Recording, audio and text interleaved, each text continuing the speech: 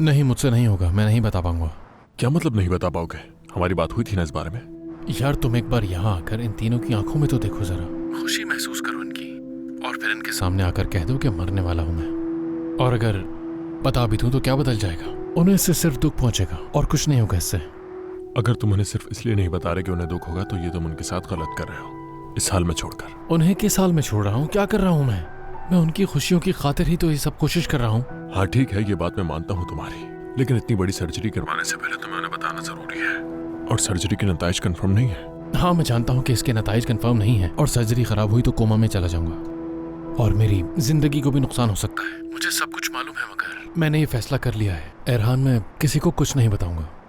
मेरे भाई 30 साल हो चुके हैं, लेकिन तुम्हारे जिद्दीपन में कोई कमी नहीं आई। वर्दा अगर तुम्हारे साथ ऐसा करती तो तुम्हें कैसा लगता?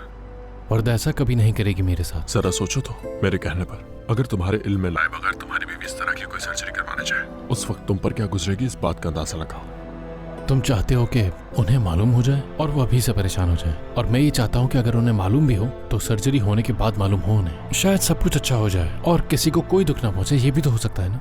तो इसीलिए तुम इस सर्जरी के लिए अकेले जा रहे हो, ऐसा ही है ना?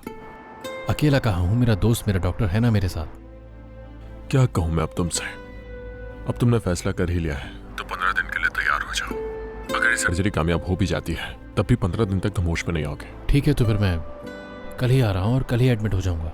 अच्छा सुनो, अगर किसी और चीज़ की ज़रूरत है तो मुझे पहले से बता दो ताकि मैं इंतजाम कर लूँ। मेरे पास ज़्यादा वक्त नहीं है। ठीक है, मैं बता दूंगा तुम्हें। बेहतर है कि अभी ठीक से सो जाओ ताकि सुबह फ्रेश उठो। तुम्हारे लिए आराम अभी ज़्यादा ज़रूरी है। ठीक है, तुम फिक्र मत करो। चलो, खुदा हाफिज। खुदा हाफिज।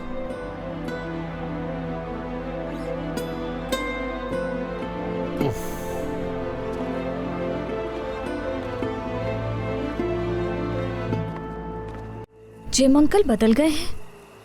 क्या मतलब? मैं कुछ समझी नहीं, ठीक से बताओ ना। मेरा मतलब बदले नहीं है, कुछ ज्यादा ही जज्बाती हो गए हैं वो। शायद अम्मी को ना धोखा दे रहे हूँ। क्या फजूल बातें कर रही हो तुम, हद है एलिया। क्या करूँ मैं, बस जहन में यही बात आ रही है, कुछ समझ नहीं आ रहा मुझे तो। फिलहाल ये छोड़ो, वो कैप्टन कहाँ चला गया है यार? वो कह रहा था कि अपनी बोट ठीक करने जा रहा है, लेकिन वो बोट के पास तो गया ही नहीं। ठीक है, उसकी भी समझ नहीं आती, मगरूर हो गया है वो बहुत। क्या नाराजगी खत्म नहीं हुई? मैंने तुम्हें बताया था ना कि क्या हुआ। उससे बात ये हुई थी कि स्कूल में हम अच्छे से मिलेंगे, लेकिन बाहर बिल्कुल नहीं मिलेंगे। और अब देखो जरा, मैं इस हाल में हूँ जैसे उससे मिलने को मरी जा रही हूँ।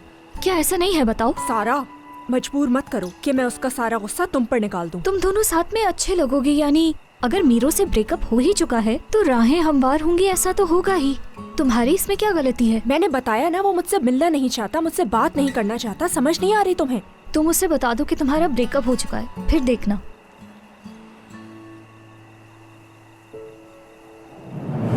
हाँ जाहिर है तुम तो उसका दिफा ही करोगी, लेकिन तुम क्या कह रहे हो? इससे मेरी बहन की जान भी जा सकती थी, और तुम्हें लगता है कि मैं मीरो को बचाऊंगी? ठीक है, हो सकता है मुझसे अलग होने के बाद वो थोड़ा नाराज हो गया होगा, लेकिन ये उस पर बहुत बड़ा इल्जाम होगा। मीरो कोई पागल या कातिल नहीं है। तुमने क्या तुमने कहा कि तुम दोनों अलग हो गए हो? हाँ, लेकिन इस वजह से किसी का कत्ल नहीं कर सकता मीरो। बात को बढ़ाओ नहीं ज्यादा।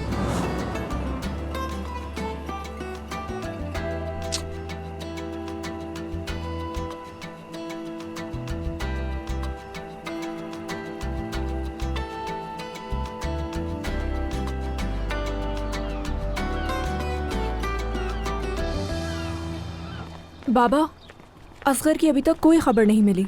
वो अपने भाई को पूरी रात अकेला नहीं छोड़ सकता, ये बात नामुमकिन है। अरे वो भी जवान लड़का है, थोड़ा सुकून चाहिए होगा उसे, मुझे लगता है। वो ऐसा नहीं कर सकता बाबा, जानती हूँ मैं। क्यों नहीं कर सकता? आखिर जवान है। तुम्हें लगता है कि अपने भाई का हर वक्त इस तरह से ख्याल रखना कोई आसान काम है क्या?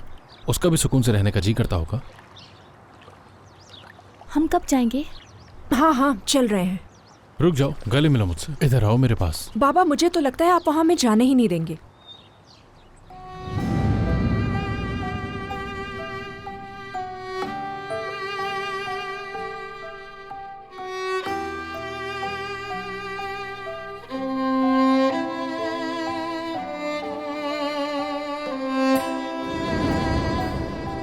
और आयशा,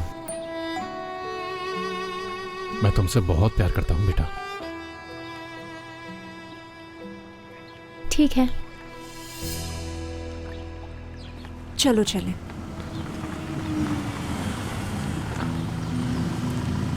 मीरो, गुड मॉर्निंग मेरी जान, तुम्हें मैं लेके जाऊंगा।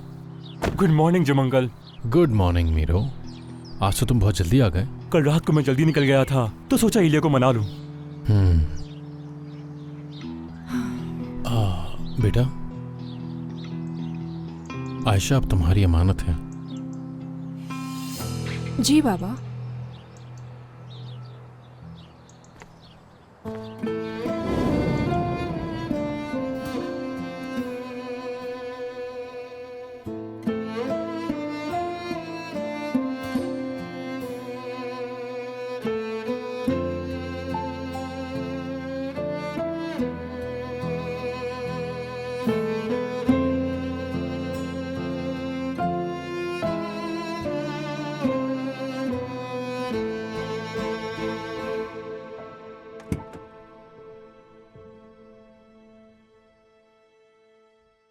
बात करनी है तुमसे, बहुत ही जरूरी।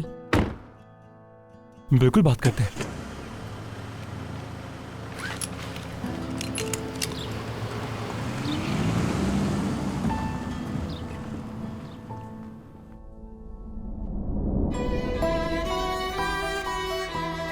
आप कभी मरेंगे तो नहीं ना बाबा?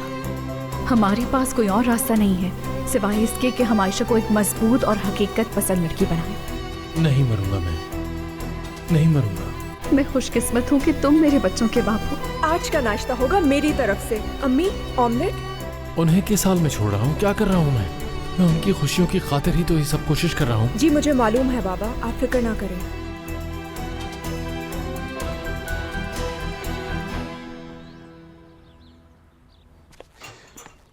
वर्दा, एक सच्ची बात बताऊं मैं तुम्हें? मुझे उस लड़के को देखकर अच्छा महसूस नहीं होता है, बिल्कुल नहीं। लेकिन बस अपनी बेटी की खुशियों के लिए ये कड़वा घूंट पी रहा हूँ। अरे तुम उस लड़के के पीछे क्यों पड़ गए हो? कितना मासूम तो है वो। खैर ये सब छोड़ो, मुझे तुम्हें एक जरूरी बात बतानी है। तुम गुस्सा मत करना। क्या? मुझे ऑफिस के काम से 15 दिनों के लिए इस्तांबुल जाना पड़ सकता है। क्या 15 दिनों के लिए? ये मत कहना कि आज जा रहे हो। जाना तो आज ही है। ओह मेरे खुदा।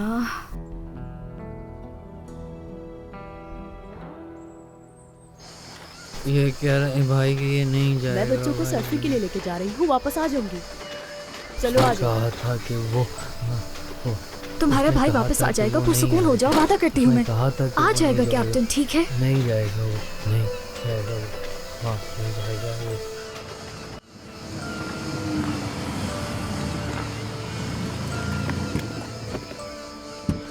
आ जाओ आयशा।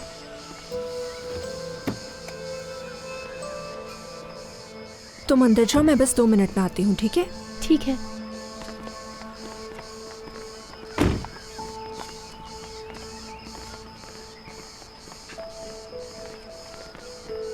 अब हम एक दूसरे से नहीं मिल सकते मीरू।